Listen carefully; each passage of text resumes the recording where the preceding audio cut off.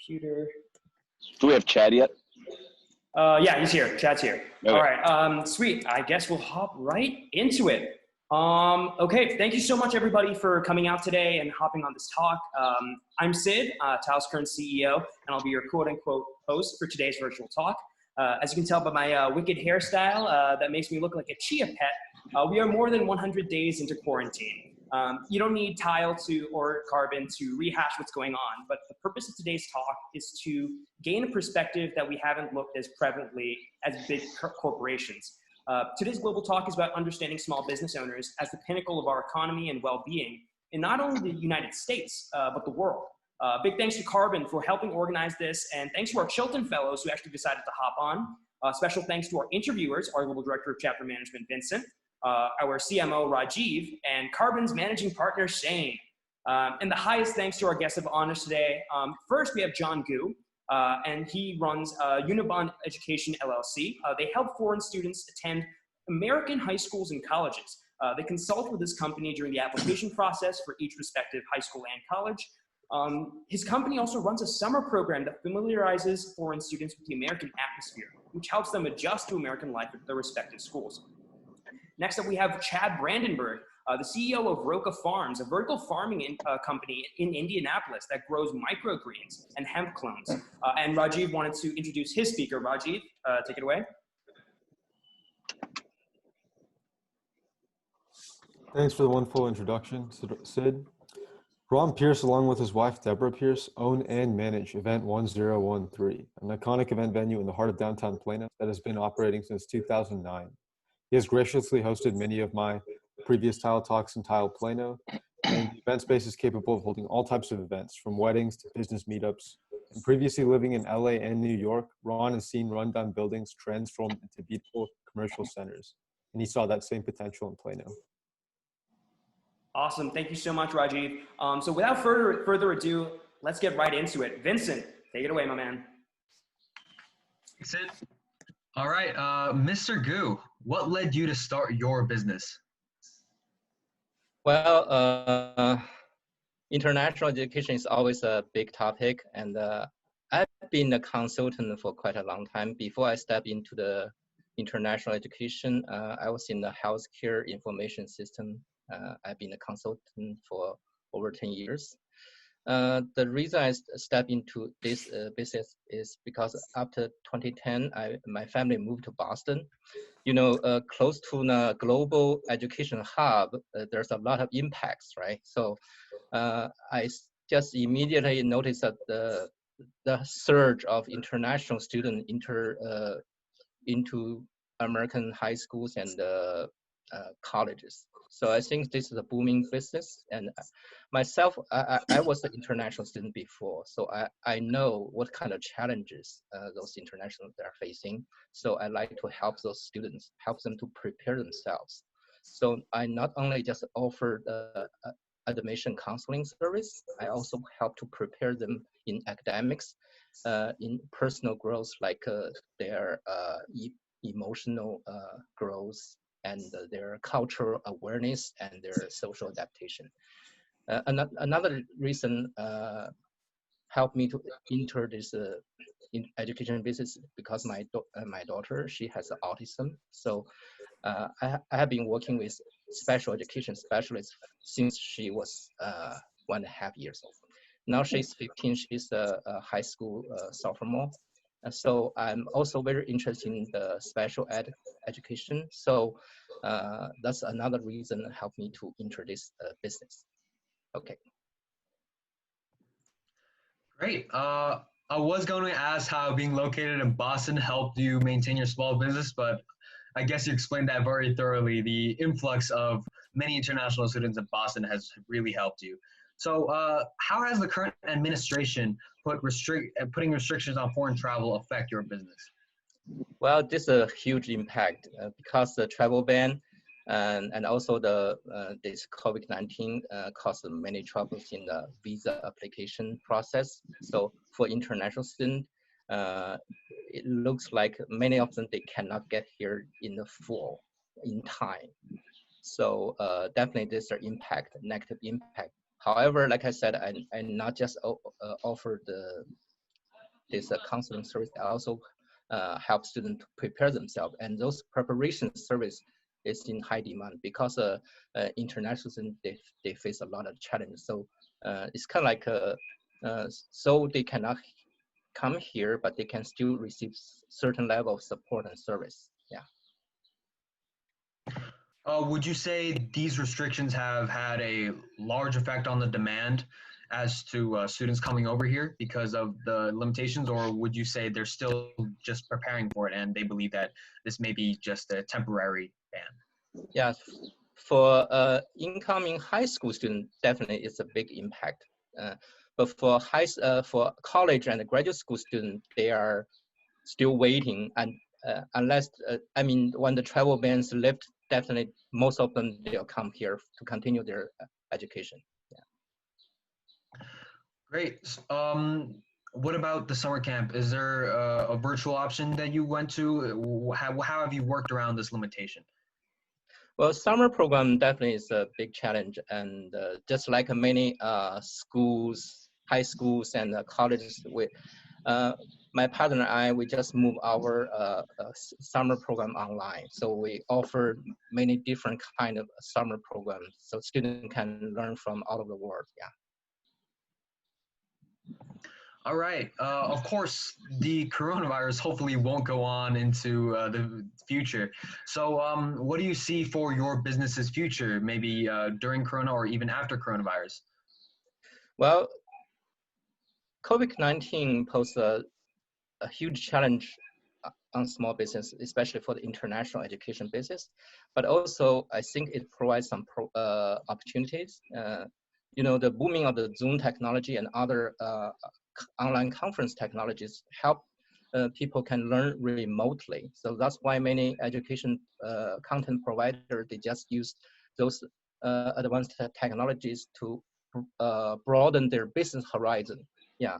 So we are moving online too. And also for the future, I'm thinking like, I'm a big fan of education technology. So I'd like to see more technology applied in the education sector. And maybe I can just form some joint venture with some other business, or maybe just starting something new. Yeah, but definitely I will stay with the international education because I believe this education level globalization is definitely necessary. Yeah. All right, great. Thank you so much. No problem. Awesome. Thank you so much, Mr. Gu and Vincent. Thank you so much for bringing them on as an interviewer, as a speaker. And thank you so much for sharing your insight. Everyone, please do, we'll be sharing all the organizational emails afterwards. So if you do have a question that is not addressed necessarily within the context of this talk, please feel free to reach them. Obviously, limit your sending. We don't want them all getting 100 spams. So next up, we have Rajiv interviewing his guest speaker, Ron. Take it away, Rajiv.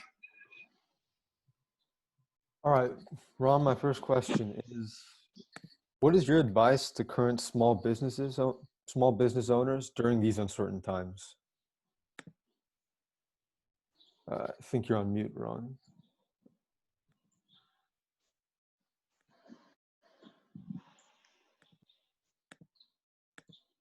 Can you hear me? Yeah, no. I can hear you. Okay, I just went to unmute.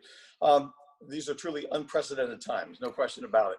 Completely If agree. you're fortunate enough to be a small business that was able to leverage this opportunity, and uncertain times is probably worth a long conversation right there, because there are so many things happening simultaneously between the government and coronavirus. I mean, it's a very complex situation. But basically, you're going to find that when these situations come up, you have to start saying, am I one of the people that are going to be benefiting from this, or am I going to have a negative impact on this? And if your business happens to be in the positive column there, then your idea is to leverage this situation and do what you can to recoup and to thrive within this, whatever that current environment is. We, on the other hand, actually turned out to be probably the quintessential unessential business. which is really a tough place to be, could be looked at that way. So one of the first things, if you find yourself through these times that you are looked at as something whose importance is being diminished, it's time to kind of step back. And the first thing I'd recommend is don't panic. I've seen so many businesses around me where the owner has started literally kind of freaking out and not understanding what the next step is, what they should do. And that is not going to be positive for anybody. So the first thing you need to do is start thinking strategically right away, and continue to keep an eye on the future. Don't just focus on the short term, and always look at the long-term goals you have, and make sure that everything you're doing today to react to a situation is going to ultimately take you to where you ultimately want to be. So one of the first things you should do, and this is something that doesn't happen because of the situation that occurred, but really you need to be doing anyway. You need to start looking at your business and prepare for uncertain times, because they are going to happen. I've been in every decade I've been in business, there's something that comes out and surprises you. So you need to start building a financial war chest. It doesn't have to be big, but you need at least something to get you through a couple of months. And if you have that prepared ahead of time, you're already going to be less panicked, and you're going to be able to step back and say, what is the next thing I should be doing at this point in time? Then you should start looking at the tactical issues that you should implement to get you through what hopefully will be the short-term requirements you have. So tactically, there's only a couple of opportunities you have. You either reassess and pivot, which many businesses have done, which makes a lot of sense. Or if you are not able to pivot, you need to step back and say, what can I do during this period of time to prepare myself to be more competitive, to add additional value to my business, so when things start getting back to quote unquote normal, I will be able to leverage this time effectively. So for example, immediately there's many obvious things. You start cutting expenses, you try to limit the cash outlay that you have, but you need to be careful. People are not an unnecessary expense, and I think it's really critical that you protect the skilled workers you have, because if and when things change, you want to make sure that you aren't starting from scratch and have to re-educate people and bring more people into your corporation and the corporate culture. So protect those people and figure out how you're going to use them. If you're lucky enough to have a service that you can pivot, and if you were making t-shirts or sweaters and all of a sudden you can change that to be making masks, obviously that would be the first thing I would do. Same with manufacturers that go from making electronic equipment like air conditioner parts to like medical parts. So those are the type of things you can do. But at Event 1013, we did that. And we looked to see what can we do with our space that would start to fuel or support the current event that's going on. And we figured out it'd be very difficult to turn us into a specialized triage center for medical purposes and things like that. So we opted to use this time to enhance and change, renovate, and add more benefit and value to our space. So you really need to look at all those things. And at the same time, what we found in our industry is you have to look at your current client base and figure out how you're going to impact and respond to them. We had a lot of people wanting to cancel. A lot of our competitors kept the money and say, I'm sorry, this was not our fault. We're keeping your money. We took a very different client-friendly approach, because we have a lot of repeat clients, and we were able to accommodate them by either giving them credit, moving their event forward, or giving them at least a partial refund that they felt was fair. So it's a very complex situation, but I think it's really time to kind of stop, rethink, and use that time in a positive way. That's really insightful advice, Ron. I really resonate with those pieces of advice. So you talked about how the definition of event services can kind of be broadened during COVID-19 in this pandemic era. Is there any chance for reopening soon or operating under social distancing measures? Fortunately, because of what I explained in the first question, we were more prepared for this than I think any of our competitors. And what I did a couple of years ago was I stopped and thought, what is our real core strength in our business? And what is the value proposition that we are offering our marketplace? And when you start thinking about this, event services kind of says, we're here, we have a space, you come on in, you hold an event. But you have to understand that's what they're doing, but why are they doing that? So if you start breaking down what you truly offer, and I just had a quick list. So what we offer is space that is larger than the space you have. So if you need more people than you currently have in your home or your business, you would come to a place like ours. Space that's maybe centralized. We have clients all over the country. We find that if they're a local company, they're bringing people in from all over the country as well as the world to find a localized space. Actually, it's interesting because one of our greatest competitors we're on right now is Zoom, because they're obviously doing that. So you have to be aware of who your competitors are. And Zoom may not have been looked at, a couple of years ago as a competitor to the service industry, but they indeed are. The other reason you come to a business like ours is you don't want to mess up your own space.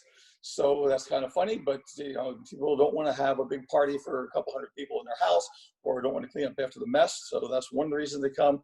They want empty or flexible space. They may want a unique space that they can't duplicate someplace else. And also they want it immediately or within a reasonable time. So if you start adding all those up, and there's more, if you start thinking all those things through, then you can say, well, what are the type of people that would want to use our space with a whole different set of criteria than I have a party coming up. And one of the things we did about a month, probably about 8 months ago, was opening up our marketing to video production, filming, and photography services. So we have started building up a momentum, and over the last couple of months, it has exploded, where we are constantly having people coming in, shooting band videos, doing films, and 48 Hours came in to interview some people in our space. So we have had a constant influx of other industries coming in and using our space. So even when we can't bring 100 people together for a party, we are able to bring 10 to 15 to 20 people coming in to film a video. And as a result, our business is constantly being used. So if we just looked at ourselves as an event space for parties and weddings and that sort of thing, we probably would have been like everybody else, sitting dormant for the last 3 months or so. But instead, we had a constant flow of people coming in, and that has even led to more awareness of what we have. So these people doing films and bands are saying, we're going to do our CD release party here. So it's actually helping expand our marketplace through this, as well as keeping an influx of financial solutions for our business. So I think that's why, and then now it's starting to get to the point where 25%, 50%, 70, 100%, we're already starting to get back to our business as usual. But now it's an expanded business as to the type of companies we're going after. So are there any specific ways in which you've adapted that digital marketing strategy in the past couple of months? We clearly went from our traditional, which is primarily word of mouth and Facebook and Instagram, that sort of thing, to looking for vehicles out in the marketplace that are attracting this type of client. So the Dallas Film Commission, for example, they're reaching out to people that we would never reach out to. A company called Peerspace is offering a new marketing channel for us that has just taken off and built our business that we never would have looked at in the past if we were truly just looking for supplying our service wedding party business. So we really had to redefine what we are and look for new channels to support this business beyond what the rest of the industry has been doing. Well, thank you, Ron, for answering all my questions, and this was a very wonderful talk. We appreciate you letting us come by here today. Thank you. Awesome. Thank you again so much, Ron. Everyone, he runs event. Could you say your company name again, Ron? There's Event 1013 in downtown Plano. Check them out, guys. You heard them. All right, sweet. Thank you so much, Ron. And last but definitely not least, we'll be having Shane wrapping up our call with his guest speaker, Chad. So go ahead, Shane. Take it away. Yeah, sure thing. Hey, thanks for having us on. So Chad's been a lifelong friend and went on this endeavor, I guess a couple years ago now, really focused on vertical farming, one of the first of its kind, at least in the Indiana region. Chad, would love to kind of get your background a little bit, how you got into this, because you're leading up to this was anything but, I guess, what you would expect a vertical farmer to be. Yeah, definitely atypical for my field. I started off as an attorney, went to undergrad and then went to law school, practiced for a few years, didn't love it, so transitioned over into finance. Worked as a middle market banker for about 17 years after being an attorney for 4. And then just didn't quite feel fulfilled at that point, so wanted to do something where I could do well by doing good. So started looking at different opportunities where we could, be creative, do things that were helpful to the market, and still come out, financially ahead of where we were, bring people along with me. So discovered vertical farming. A lot of it has been done for cannabis and hemp now and things like that out west, but there's a lot of room to do food and those kind of things. So we bought an old Aldi grocery store that had been empty for 5-6 years, nobody doing anything with it, retrofit that building to grow hydroponically. So we grow herbs, microgreens, culinary flowers, and mushrooms on the side. 2019, Indiana, industrial hemp became legal in Indiana. So we got our license last year. We worked with a couple of companies to do cloning with their plant material. And then this year we got our license again, and we're using our own plant material and our own genetics, selling to farmers. Actually sold to farmers in about 7 states this year. Just kind of moving through. So definitely not your typical quote unquote farmer background, but as we, look at vertical farming, and it really takes the true field. I mean, we're growing in a building. It's a 16,000 square foot building. We can grow as much food as a 250 acre farm. If you compare their seed to our year, if you look at it that way, with no chemical runoff, I'll be using about 5% of the water. And, we really control quality and the nutrition in the food based on the nutrients that we feed. And there's no bugs, no pests, no pesticides. So it's really a fun way to go. And talk a little bit, I guess what's interesting is, so you were definitely affected by COVID when it hit, I guess, especially on the vegetable side. I'll let you talk a little bit more about that. But I do think coming out of this, your approach to farming is going to be more Sure. critical than ever to hyper-localized production. So just kind of walk us through kind of the timeline and the effect that you've lived through. Sure. So it was, I think, early March, somewhere in there, end of April. Our governor said all restaurants and bars, everything is shut down. That was the last day that we had an order on the food side. So literally it's been, 90 days or so. They're just starting to come back through and get, have opportunities. So primarily we sold through wholesalers, Piazza Produce, US Foods, Cisco, companies like that, to restaurants, to companies like you, Ron, when you're hosting a party and going through food, etc.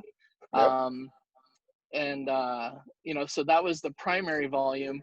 And then we had about 45 restaurants where we sold to them directly because they didn't want to use any of the large vendors.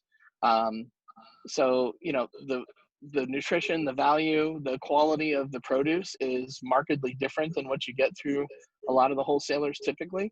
So that was a great hook. However, when COVID hit and everything shut down, so did our revenues from that standpoint. So, one of the points Ron made, I concur completely. You have to have some diversification. You have to be able to, as this came through, we were We're selling to hospitals and to some other folks that were wanting quality produce on the food side. So our traditional path, we've had zero revenue, but we've pivoted and found revenue sources.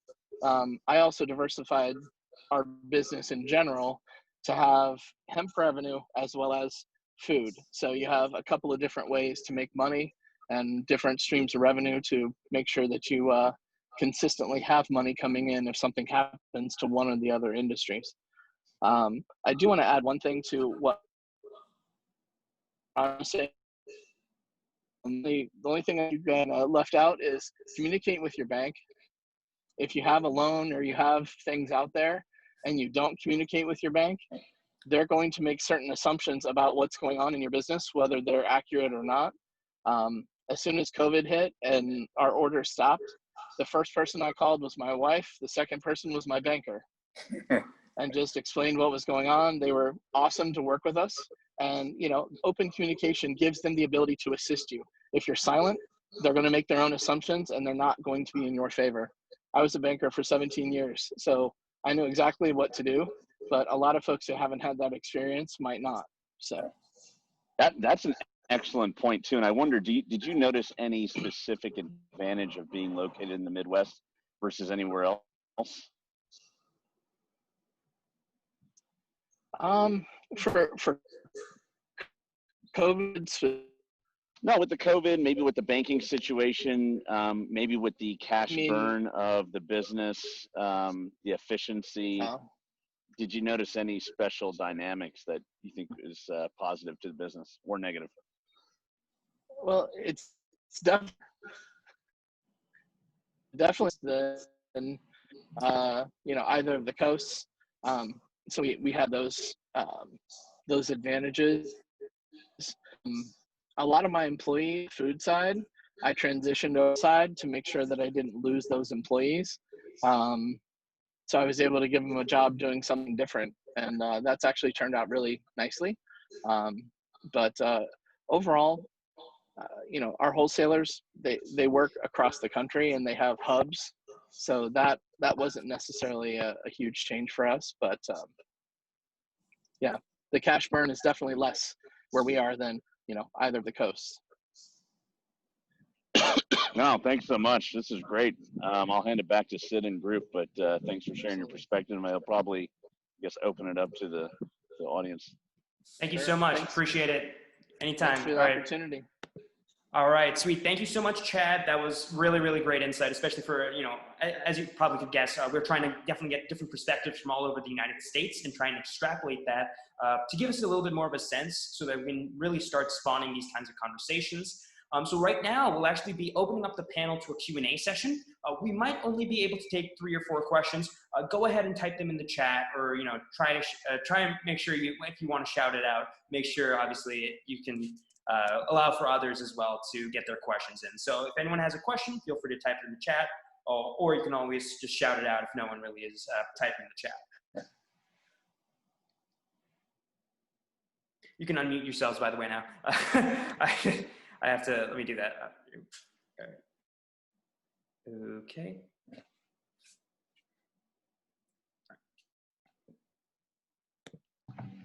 Hey, Ron. Hey. So you spoke about pivoting. As an event space, how have you utilized yours, as the owner of an event space, how have you utilized your space to try to really accommodate the current condition? Well, again, the first thought we had was, where's the value? What's the marketplace need during this change, this almost literally overnight change in the market? And the thing that was the big push while everyone was trying to catch their breath is they wanted medical space. They wanted, they're running out of beds and all those type of things. And even though that's not the way we're set up, we're saying, what can we do to provide additional space to our community that could be used as a triage center or a holding center or something along those lines. We were fortunate enough that Texas didn't experience, the Dallas area, didn't experience the same kind of problems that they were having in New York, which was kind of where all the news came from. So we never got to the point where there was that shortage of space that we could have kind of accommodated them. But, you know, really we realized that we're in the short-term real estate business. So we were saying, what can we do with our real estate in the very short term to accommodate? And that was really the only thing that kind of went in that direction until we realized that this other area of people coming in to do quick filming and videos and that sort of thing really had caught hold and was able to essentially keep us totally occupied and busy while our traditional business fell off. So that was the most pivoting in that, and as well as continue to add unique qualities to our space that attracted and provided value to this new market we opened up. And that's kind of a long story, but that became truly beneficial to the point where a company was able to come into our space and have 5 different environments to film in one location, which really helped them be far more cost efficient in their work. Awesome. Thank you so much, Ron. Now we have a question in the chat. I guess this is go to any of the 3 speakers we brought on today. Feel free to comment and hop in. It's a really general question.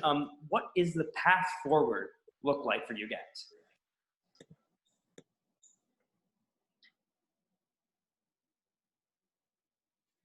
I'll go ahead and grab that then as one solution.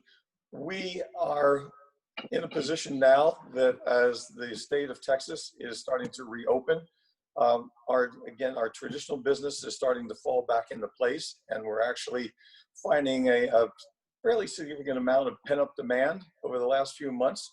So we're already seeing a lot of new people coming in and planning out for businesses and weddings, 5-6 months out. So it's kind of getting back to the normal circle, but I think we have to be very cautious because this event came out of nowhere and we really don't know exactly what the future is. So I think we just need to continue to define ourselves and look at the how we're going to move and flow with the changes in the marketplace. Easy to say, really challenging to do. For sure. For us, we on the food side, we're slowly getting back into the standard role, I guess, selling to the wholesalers and the independent restaurants. We're really taking a step back and focusing on the nutritional value of what we grow. For instance, our rainbow mix is there's about 19 different microgreens that make up that rainbow mix, and 1 cup of that is 3 days worth of nutrition. So we're really focusing on some things and a different approach to sell to a more inelastic audience rather than just purely relying on the restaurants and the wholesalers. So athletes, people that injured and are looking to recover faster, lots of opportunity that we've explored and are going to continue to do that.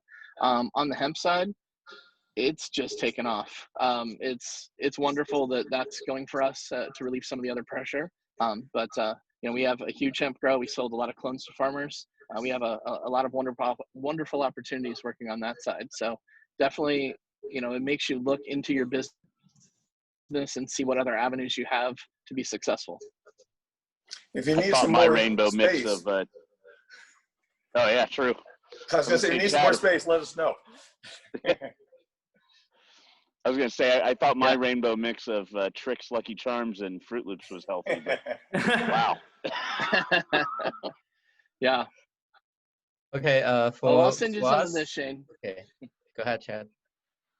Yeah. Oh, okay. Fine, For so us, I think we have to keep a very positive and forward-thinking mind. And like Ron said, like Chad shared, we don't know what's going on. Maybe there's a second wave in the fall. Who knows? Yeah.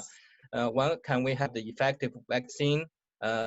Any development in drugs? We have no idea yet. But still, we need to think strategically for the future. And for my business, I think it's important to diversify. For example, I help international students, but I also can help domestic students. Based on my experience with special education specialists, I strongly believe individualized education is very important. It's not just for the international student, but for domestic students as well. So my partner and I, we developed some a program called Emerging Leaders for high school and freshman college kids. So we can coach students about negotiations and like cultural intelligence and some emotion intelligence. Those are very critical skills for future success. So just be positive and also be smart. Yeah. Awesome. Thank you so much. We have another question in the chat right now. How can we as a community help your businesses out? Maybe you can use some me, student ambassadors for my business. Oh, we got you. Don't worry, John. We have 471 kids. No, I'm kidding. Yeah, of course. for us, start frequenting your restaurants locally. Even if you don't want to go in, get carry out. You know, it keeps the employees there at the restaurant, supports your local economy, and supports, you know, people that are downstream from those restaurants as well. And buy lots of CBD products. How about that? Ours is a pretty simple solution, but I can't tell you how much I appreciate Rajiv and Tile reaching out and utilizing our space. Really, we just want exposure. And yes, we make money with some of our organizations that come in and use us as a venue. With others, we're doing it for purposes of perpetuating good, healthy relationships with our community. So, you know, we just love having people out utilizing our space, using for different purposes, different reasons, whether it's a graduation party or building education like Rajiv and his team has done. And I must say, I found that personally very satisfying to be in the audience whenever possible and hearing what they're learning. So we ask just to get back out when you're comfortable and utilize some of the services that we and our fellow small business owners in Plano offer. Awesome. Yeah, small business is the backbone of this great country. So helping small business is very important, and it's very genuine. And I think it's a great idea.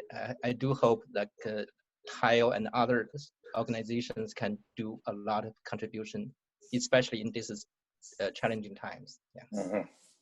Thank you so much. We appreciate it. We're going to cut it off right there, guys. But if you do have any further questions, please feel free to reach out to these businesses that you've seen today, and make sure to spread word about these businesses and about our talk today. Thank you so much, everybody, for hopping on. If you're watching this on YouTube, please make sure to like and subscribe. If you're watching this on any other stream of social media, please make sure to share this so people start having conversations like this of their own. Big thanks to our interviewers and speakers. Enjoy your Saturday, everyone, and stay safe. Thank you, everybody.